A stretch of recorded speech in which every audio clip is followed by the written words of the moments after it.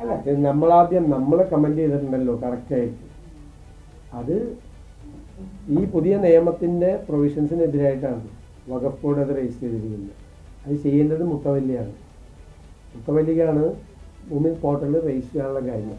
എന്തുകൊണ്ടാണ് ഒരു ഗവൺമെൻറ് പോയി കഴിഞ്ഞിട്ട് ഈ വഖഫ് ബോർഡ് അവസാനത്തെ സമയത്ത് പോയിട്ട് ഇത് പോർട്ടൽ രജിസ്റ്റർ ചെയ്ത് അവിടെ പോയ മന്ത്രിമാരെല്ലാം അവരോട് പറഞ്ഞത് നിങ്ങളെ ആരെ ഇറക്കി വിടൂലെന്നാണ് അല്ലേ?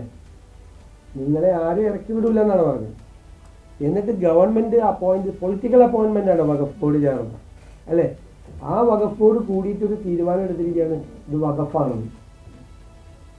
അപ്പോൾ അവരോട് പറഞ്ഞത് കാപട്യമാണ്, അവരെ കളിപ്പിക്കുകയാണ്. ഞങ്ങൾ BJPക്ക് എതിരായിട്ടുള്ള ആരോപണം ഉന്നയിച്ചു. BJP ഈ വിഷയം ഉയർത്തിക്കാട്ടിക്കൊണ്ട് രണ്ട് മതവിഭാഗങ്ങളെ തമ്മിലടിപ്പിക്കാൻ ശ്രമിച്ചു. ഞങ്ങൾ ഇടപെട്ടിട്ടാണ് അത് രണ്ട് മതവിഭാഗങ്ങൾ തമ്മിലുള്ള സംഘർഷം അല്ലാതാക്കി മാറ്റിയത്. അത് ഞാൻ ഇടപെട്ടിട്ടുണ്ട്.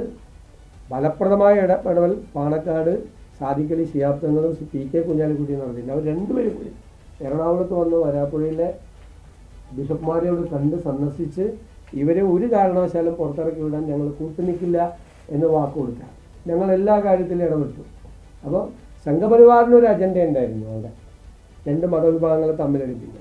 അതിന് കുട പിടിച്ചു കൊടുക്കുന്ന സമീപനമാണ് പിണറായി സർക്കാർ അന്ന് സ്വീകരിച്ചത്. ആ സർക്കാർ ഇറങ്ങിയിട്ടും സർക്കാർ വെച്ച പൊളിറ്റിക്കൽ അപ്പോയിൻമെൻ്റാണ് വഖഫ് ബോർഡ്. അവർ കൊണ്ടുപോയി പോണ പോക്കിൽ ഇനി വരാനിരിക്കുന്ന സർക്കാർ, ഞാൻ പണ്ടൊരു സ്റ്റേറ്റ്മെൻറ്റ് പറഞ്ഞു 10 മിനിറ്റ് കൊണ്ട് തീർക്കാവുന്ന വിഷയമുള്ളതെന്ന്. അപ്പോൾ 10 മിനിറ്റ് കൊണ്ട് തീർക്കാതിരിക്കാൻ വേണ്ടിയിട്ടുള്ള പണിയാണ് വെച്ചിട്ട് പോയത്.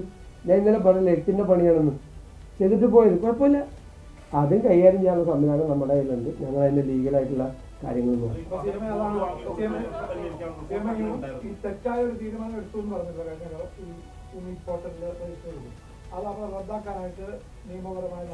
അത് നമ്മളതെല്ലാം പരിശോധിച്ചുകൊണ്ടിരിക്കുകയാണ്. കൃത്യമായ ഇടപെടലുണ്ടാവും. ഞാൻ ഒരു കാര്യം ഉറപ്പ് നൽകുകയാണ്, അവിടെ ആ പാവപ്പെട്ട മനുഷ്യരെ അവിടെ നിന്ന് ഇറക്കി വിടുന്ന ഒരു സാഹചര്യം ഉണ്ടാവില്ല. ഞങ്ങളുടെ ഗവൺമെൻറ് അത് പ്രൊട്ടക്റ്റ് ചെയ്യാതെ പിന്നെ എത്രയും പെട്ടെന്ന് അവർക്ക് നികുതി അടയ്ക്കാനുള്ള സംവിധാനവും ആ ഭൂമിയിലെ പൂർണ്ണ അവകാശവും കൂടി അവർക്ക് വാങ്ങിച്ചു.